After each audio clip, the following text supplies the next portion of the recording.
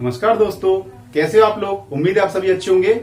और dear students, stay at home और study at home series में आपका बहुत बहुत स्वागत है। डियर स्टूडेंट्स, पिछले कुछ दिनों से हम आपके लिए नए नए वीडियोज लेके आ रहे हैं। कुछ वीडियोज इंग्लिश ग्रामर से रिलेटेड हैं, कुछ वीडियोज आपके सामान्य अध्ययन से रिलेटेड हैं। डियर स्टूडेंट्स, हमारा प्रयास है कि हम दोनों ही प्रकार के विद्यार्थियों को संतुष्ट कर पाएं, जो इंग्लिश में अपने आप को कमजोर महसूस करते हैं, जो विद्यार्थी कक्षा 9, 10, 11, 12 में अध्ययन कर रहे हैं, उनके लिए हमारे स्पेशली इंग्लिश की वीडियो होते हैं, और जो विद्यार्थी कॉम्पिटिटिव एग्जाम की तैयारी कर रहे हैं, उनके लिए हमारे सामान्य अध्ययन के वीडियोज होते हैं। ये स्टूडेंट्स, इंग्लिश में भी हमारी प्रयास ये है कि कुछ ऐसी बातें भी बताई जाए जो विद्यार्थी कॉम्पिटिटिव एग्जाम की तैयारी कर रहे हैं, उनके लिए भी वो फायदेमंद हो।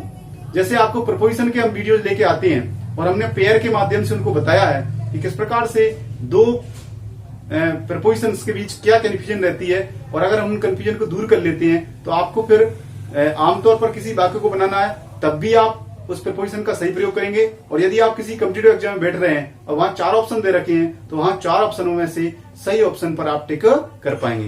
डियर स्टूडेंट्स, हमारी कोशिश ये है कि आपका बेस बहुत अच्छा रहे, बेस मजबूत रहे। हमारा लक्ष्य ये है कि कोई भी विद्यार्थी किसी विषय में, जो आपको हम इंग्लिश में पढ़ा रहे हैं, इंग्लिश विषय में पढ़ा रहे हैं और जो सामान्य अध्ययन में पढ़ा रहे हैं, उसमें वो अपने आप को कमजोर महसूस न करे और उसका फाउंडेशन इस प्रकार से मजबूत हो और उसके उलझने जो पढ़ने के दौरान उसको उलझन आती हैं वो दूर हो जाए। तो एकदम जब कॉन्सेप्ट क्लियर होंगे तो उसको ना तो कॉम्पिटिटिव एग्जाम में दिक्कत आएगी और ना ही किसी बोर्ड परीक्षा में दिक्कत आएगी। ये स्टूडेंट्स, उसी क्रम में आज हम एक नया वीडियो लेके आए हैं जो हेल्पिंग वर्ब से रिलेटेड है। ये स्टूडेंट्स, हेल्पिंग वर्ब के बारे में हम पिछले वीडियो में बता चुके हैं कि भाई कौन से टेंस में कौन सी हेल्पिंग वर्ब आती है, उसके लिए हमने एक टेबल बताई थी। डियर स्टूडेंट्स, उसी क्रम को आगे बढ़ा रहे हैं कि हेल्पिंग वर्ब का प्रयोग कैसे करें। डियर स्टूडेंट्स, हमने आपको पहले ही बता रखा है कि जब हम क्रम के अनुसार टेंसों को पढ़ते हैं, जैसे प्रेजेंट इंडेफिनिट को पढ़ लिया, प्रेजेंट कंटिन्यूअस को पढ़ लिया, प्रेजेंट परफेक्ट को पढ़ लिया, प्रेजेंट परफेक्ट कंटिन्यूअस को पढ़ लिया, इसी तरह से पास्ट के चारों टेंस पढ़ लिए, इसी तरह से फ्यूचर के चारों टेंस पढ़ लिए। इसके बाद जब विद्यार्थी से पूछा जाता है कि बताइए इस टेंस में कौन सी हेल्पिंग वर्ब आएगी या ये सब्जेक्ट आया हुआ है तो कौन सी हेल्पिंग वर्ब आएगी, वहां पर विद्यार्थी कंफ्यूजन हो जाता है। कारण उसका ये है कि जब टेंसों को पढ़ते हैं हम क्रम अनुसार तो उसमें काफी दिन लग जाते हैं। जैसे कि मान लीजिए आपने प्रेजेंट इंडेफिनिट से शुरुआत की और आपके फ्यूचर परफेक्ट कंटिन्यूअस तक पहुंचते पहुंचते यानी 12 टेंसों को पढ़ते पढ़ते आपको 1-1.5 महीना हो जाता है, और 1-1.5 महीने के अंतराल में आपके पुराने जो कंसेप्ट हैं, पुरानी जो बातें आपके दिमाग में से निकल जाती हैं और पता चलता है कि हमने इतना सारा पढ़ा, लेकिन कॉम्पिटिटिव एग्जाम में जब हम बैठे तो हमारे लिए वो कंफ्यूजन बनी रही, या फिर हमने बोर्ड परीक्षा में भी हम जब पहुंचे तो वहां भी हमारे कंफ्यूजन बनी रही। इतनी सारी मेहनत की, इतने दिनों तक पढ़ा, लेकिन कंफ्यूजन वहीं की वहीं बनी रही।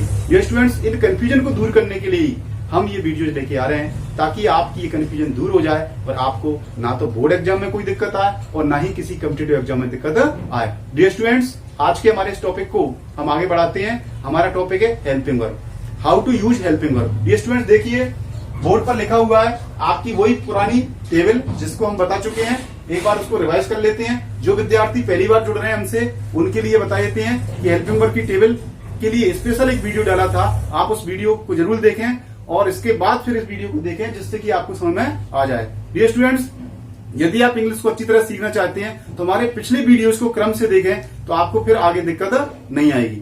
फिलहाल हम इस हेल्पिंग वर्ब की टेबल को रिवाइज कर रहे हैं। जो विद्यार्थी नए जुड़े हैं वो अच्छी तरह से देख लें, और जो विद्यार्थी पहले से जुड़े हुए हैं उनको तो आराम से समझ में आ ही जाएगा। ये स्टूडेंट देखिए, यहाँ पर टेबल लिखी हुई है शॉर्ट में। ये आपके प्रेजेंट, पास्ट और फ्यूचर, इधर टेंस वही चारों प्रकारों के नाम लिखे हुए हैं, इंडेफिनिट, कंटिन्यूअस, परफेक्ट और परफेक्ट कंटिन्यूअस। ये स्टूडेंट्स देखिए, प्रेजेंट इंडेफिनिट में क्या आता है, डू या डज। प्रेजेंट कंटिन्यूअस में हेल्पिंग वर्ब क्या आती है, is am are. Present perfect में हेल्पिंग वर्ब क्या आती है, हैज या हैव। और प्रेजेंट परफेक्ट कंटिन्यूअस में हेल्पिंग वर्ब क्या आती है, हैज बीन या हैव बीन। इसी प्रकार से डियर स्टूडेंट्स, पास्ट इंडेफिनिट में हेल्पिंग वर्ब क्या आती है, डिड। पास्ट कंटिन्यूअस में हेल्पिंग वर्ब क्या आती है, वाज या वर। पास्ट परफेक्ट में हेल्पिंग वर्ब क्या आती है, हैड। और पास्ट परफेक्ट कंटिन्यूअस में हेल्पिंग वर्ब क्या आती है, हैड बीन। फिर देखिए, फ्यूचर इंडेफिनिट में हेल्पिंग वर्ब क्या आती है, विल या सेल। फ्यूचर कंटिन्यूअस में हेल्पिंग वर्ब क्या आती है, विल बी या सेल बी। फ्यूचर परफेक्ट में हेल्पिंग वर्ब क्या आती है, विल हैव या सेल हैव। और फ्यूचर परफेक्ट कंटिन्यूअस में हेल्पिंग वर्ब क्या आती है, विल हैव बीन और सेल हैव बीन। देखिए विद्यार्थियों, इतने सारे टेंसों की हेल्पिंग वर्ब एक ही टेबल में आ गई है। अगर आपने इसको अच्छी तरह से याद कर लिया तो हेल्पिंग वर्ब की कोई दिक्कत नहीं रहेगी। लेकिन अब यहां पर प्रश्न उठता है कि ये हेल्पिंग वर्ब का आप सब्जेक्ट के अनुसार प्रयोग कैसे करेंगे। और सब्जेक्ट के बारे में आपको विद्यार्थियों हमने बताया था कि सब्जेक्ट के रूप में या तो आपके प्रोनाउन आते हैं और या फिर किसी व्यक्ति का नाम आता है। जैसे मैं आ गया, किसी वाक्य में हम आ गया, किसी वाक्य में तुम आ गया, किसी वाक्य में हमारे आ गया, किसी वाक्य में हम आ गया, किसी वाक्य में वह आ गया।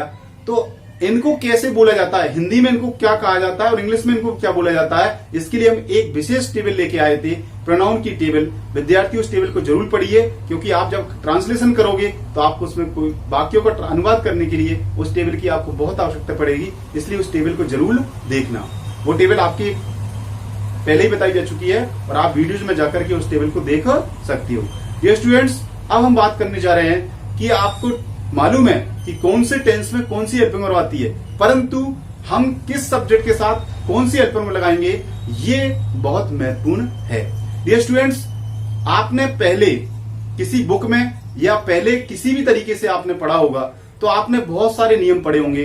प्रेजेंट इंडेफिनिट अलग से पढ़ा होगा, उसमें ये बताया गया कि ही सी एक वचन होता है तो क्रिया की फर्स्ट के साथ एस यस लगा दो, और अगर आई वी यू दे बहुवचन होता है तो क्रिया की फर्स्ट के लिए लगा दो। फिर प्रेजेंट कंडीशन पढ़ा, ही सी इट एक वचन आता है तो इज एम इज लगा दो, अगर आई वी यू दे बहुवचन आया तो आर लगा दो। फिर आपने प्रेजेंट परफेक्ट में पढ़ा कि अगर ही सी इट दे आया हो तो हैज लगा दो, और अगर आई वी यू दे बहुवचन आया हो तो आपके हैव लगा दो। इसी प्रकार से आप पढ़ते चले गए, बहुत सारे नियम इकट्ठे हो गए और इतनी सारी चीजों को याद रख पाना इतना सरल काम नहीं है। और फिर कंफ्यूजन की कंफ्यूजन रही। इसी कंफ्यूजन को दूर करने के लिए हम बहुत ही शॉर्ट में मात्र 3, ये स्टूडेंट्स उंगलियों पर गिनिए, 1, 2 और 3, मात्र 3 नियम लेके आए हैं। और इन मात्र 3 नियमों को याद करने पर आपको हेल्पिंग वर्ब के यूज करने में कहीं कोई दिक्कत नहीं आएगी। और डियर स्टूडेंट्स, वो 3 नियम क्या है, देखिए। पहला नियम कहता है यहां पर ही सी इट एक वचन संज्ञा। अब ध्यान रखना, ही सी इट और एक वचन संज्ञा यानी एक व्यक्ति का नाम दे रखा है, एक कोई वस्तु है या कोई व्यक्ति है, एक वचन संज्ञा है, तो आप लगाएंगे हैज डज इज बाज। क्या लगता है, ही सी इट एक वचन संज्ञा के साथ हैज डज इज बाज लगता है। और इसी का एक और भाग है, आई वी यू दे और बहुवचन संज्ञा के साथ हैव आर वर डू लगता है। ये आपका पहला नियम है। अब आपको ये शुरू में अटपटा लग सकता है कि भाई ये क्या है, एक साथ आपको बस याद करना, एक बार बस मेरे कहने से याद कर लीजिए, फिर आपको हेल्पिंग वर्ब के प्रयोग में कोई दिक्कत नहीं आएगी। देखिए दोबारा से, ही सी इट एक वचन संज्ञा के साथ हैज डज इज बाज लगता है, और आई वी यू दे बहुवचन संज्ञा के साथ हैव आर वर डू लगता है। अरे बच्चे भी याद कर लेंगे, इतना ज्यादा कठिन भी नहीं है, बच्चे भी रट लेते हैं। वो कैसे रटेंगे, देखिए, ही सी इट एक वचन संज्ञा के साथ हैज डज इज बाज लगता है, आई वी यू दे बहुवचन संज्ञा के साथ हैव आर वर डू लगता है। बस इतना सा याद कर लेना है। देखिए, वैसे भी आपको याद करने का एक और तरीका बताएं, ये जितनी भी आपकी हेल्पिंग वर्ब यहां पर आ रही है 4, उनके सबके पीछे एस लगा हुआ है, जे का उच्चारण आता है, हैज डज इज बाज, जे का उच्चारण आ रहा है, हैज डज इज बाज। देखिए, और इस वाले जो पेयर है उसमें देखिए सबके एंड में ई आ रहा है, देखिए केवल डू को छोड़ करके ना, बाकी सब में देखिए सेम है। तो ये याद करना इतना कठिन नहीं है। दोबारा रिवाइज कर लेते हैं, ही सी इट एक वचन संज्ञा के साथ हैज डज इज बाज लगता है, आई वी यू दे बहुवचन के साथ हैव आर वर डू लगता है। इनको उसी क्रम में याद करना है जिस क्रम में ये लिखे हुए हैं। ऐसा नहीं कि किसी विद्यार्थी ने इज डज हैज कर लिया, फिर वो कंफ्यूज होता रहेगा, फिर गड़बड़ होगी। इसलिए इसको उसी क्रम में याद करना है। दूसरा नियम और ज्यादा सरल है डियर स्टूडेंट्स, इसमें तो कुछ भी नहीं है।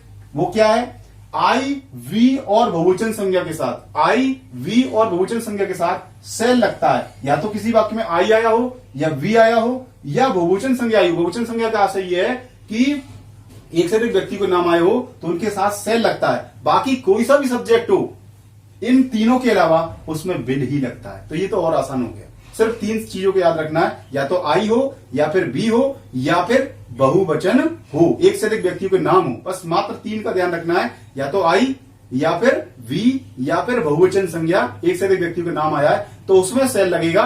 बाकी सब में आप आंख मीच करके विल लगा सकते हैं। और तीसरा नियम जो है ये बॉक्स में दे रखा है विद्यार्थियों। ये बॉक्स में क्यों दिया गया है, ये पक्षपात क्यों? ऊपर वालों को तो बेचारों को फ्री छोड़ दिया और इसको बॉक्स में रख दिया। ये स्टूडेंट्स, ये अपवाद का नियम है। किसका नियम है? अपवाद का नियम। अपवाद का नियम ये है कि ये जो नियम है वो बाकी नियमों को तोड़ता है। हमने जो 2 नियम पढ़ लिए हैं जो हर समय हर स्थिति में लागू हैं, उन्हीं को तोड़ने का प्रयास करता है, इसलिए हमने इसको अलग रखा है। और ये आपका अपवाद का नियम है। और अपवाद का नियम क्या कहता है? प्रेजेंट कंटिन्यूअस में आई के साथ एम लगता है। याद रखना, प्रेजेंट कंटिन्यूअस में आई के साथ एम लगता है और पास्ट कंटिन्यूअस में आई के साथ बाज लगता है। बाकी आपको कहीं कोई दिक्कत नहीं आएगी। बस इतनी सी चीजों को याद रखना है। और आपकी हेल्पिंग वर्ब की कंफ्यूजन, हेल्पिंग वर्ब का कहीं कोई समस्या आएगी ही नहीं। बस ये टेबल आपके सामने याद होनी चाहिए और ये आपके 3 नियम याद होने चाहिए। फिर देखिए आप कि आपको हेल्पिंग वर्ब के प्रयोग में कोई दिक्कत नहीं आएगी। डियर स्टूडेंट्स, देखिए ये स्टूडेंट्स देखिए आपकी जो हेल्पिंग वर्ब है, अब आपने ये नियम भी पढ़ लिया, आपने ये टेबल ही पढ़ ली। इसको अब हम प्रैक्टिकली देखते हैं, आपके सामने डेमो करके दिखाते हैं कि कितना आसान है। सपोज करो आप प्रेजेंट कंटिन्यूअस का वाक्य बना रहे हैं। किसका वाक्य बना रहे हैं? प्रेजेंट कंटिन्यूअस का वाक्य बना रहे हैं डियर स्टूडेंट्स। तो आपको हेल्पिंग वर्ब का पता होना चाहिए। हेल्पिंग वर्ब की टेबल में जाइए, प्रेजेंट कंटिन्यूअस यहां पर है और प्रेजेंट कंटिन्यूअस में आता है इज, एम, आर। हमने रफ वर्क लिख लिया, इज, एम, आर। अब ये 3 है, इसमें 3 में से किसी एक का इस्तेमाल करना है। सपोज करो उस वाक्य में ही आया हुआ है, तो डियर स्टूडेंट्स क्या लगाएंगे? देखिए हेल्पिंग वर्ब का तो आपको मालूम है, एजेएमआर लगेगी 3 में से एक। लेकिन अब इन तीनों में से कौन सी इस्तेमाल करें? तो सब्जेक्ट है आपका ही, उसके साथ क्या लगेगा? तो देखिए नियम नंबर 1 बोलेंगे, ही, सी, इट एक वचन संज्ञा के साथ क्या लगता है, डज, इज, बाज लगता है। देखिए ही यहां पर है और उसके साथ में क्या आ रहा है, इज, इसलिए क्या लगा देंगे स्टूडेंट्स? यहां लगा देंगे इज। ठीक है। अगर इस वाक्य में आई आया हुआ होता, ध्यान देना, आई आया होता, तो देखिए यहां पर अपवाद का नियम चालू हो जाएगा। प्रेजेंट कंटिन्यूअस में आई के साथ एम लगता है। यह अपवाद का नियम कहता है कि प्रेजेंट कंटिन्यूअस में आई के साथ एम लगता है, इसलिए हम क्या लगा देंगे, एम लगा देंगे। सपोज करो डियर स्टूडेंट्स किसी वाक्य में दे आया हुआ है और आपको लगाना है, तो देखिए दे जो है, आप नियम को देखिए, ही, सी, इट एक वचन संज्ञा के साथ हैज, डज, इज, बाय लगता है। दे इसमें कहीं भी नहीं है, इसलिए इसको छोड़ दो। देखिए इधर आई, वी, यू, दे, यहां पर आ गया दे, और दे के साथ कौन कौन आ रहा है, हैव, आर, बर, डू, क्या आ रहा है, आर, इसलिए अपन क्या लगा देंगे स्टूडेंट्स, आर लगा देंगे। इसी प्रकार से मान लीजिए किसी वाक्य में राम एंड श्याम दे रखा है, तो अब आपको हेल्पिंग वर्ब लगानी है। डियर स्टूडेंट्स ये क्या है, 2 नाम है, यानी बहुवचन हो गया, तो बहुवचन के साथ क्या आएगा? देखिए हम नियम शुरू से दोहराएंगे, ये नियम बार बार दोहराने ही है आपको।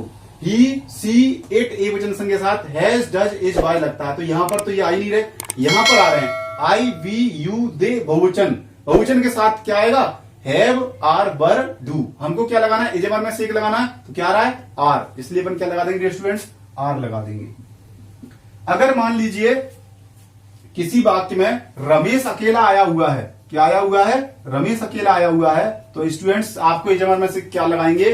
तो देखिए ही, सी, इट एक वचन संज्ञा है, रमेश कौन है, एक वचन संज्ञा है, इसलिए क्या आएगा, हैज, डज, इज, बाज। देखो इज आ रहा है, इसलिए हम क्या लगा देंगे, इसमें इज लगा देंगे। इसी तरह से दोस्तों अगर आपका कोई सब्जेक्ट ही है, सी है, तो आप क्या लगाएंगे? देखिए विद्यार्थियों यहां पर ही, सी, इट एक वचन संज्ञा के साथ हैज, डज, इज, बाज लगता है, इसलिए देखिए सी के साथ क्या आएगा, आप सॉरी, हाँ देखिए ही, सी, इट एक वचन संज्ञा के साथ हैज, डज, इज, बाय लगता है। डियर स्टूडेंट्स देखिए इसके साथ में क्या आ रहा है, हैज, इसलिए क्या लग जाएगा, सी के साथ क्या लग जाएगा, हैज। इसी तरह से डियर स्टूडेंट्स देखिए यहां पर आया हुआ है सब्जेक्ट ही, तो हम क्या लगाएंगे, देखिए ही, सी, इट एक वचन संज्ञा के साथ हैज, डज, इज, बाय लगता है, देखो यहां पर ही आ रहा है और इसके साथ में क्या आएगा, हैज। तो ये आपके लिए बहुत आसान काम हो जाएगा हेल्पिंग वर्ब को यूज करना, कहीं भी, चाहे आप कॉम्पिटिटिव एग्जाम में यूज कर रहे हो और चाहे आप क्या नाम से बोर्ड एग्जाम में यूज कर रहे हो, आपको हेल्पिंग वर्ब में कोई दिक्कत नहीं आएगी।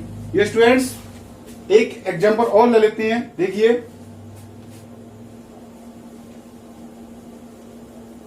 सपोज करो कि कोई फ्यूचर परफेक्ट का वाक्य है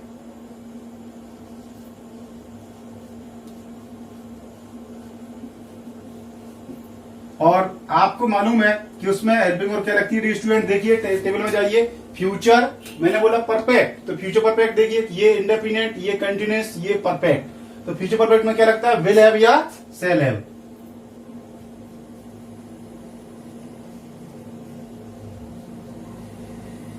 अब सपोज करो आपको सब्जेक्ट दे रखे हैं Sita, Ram, he, I, you, they, Ramesh and Suresh.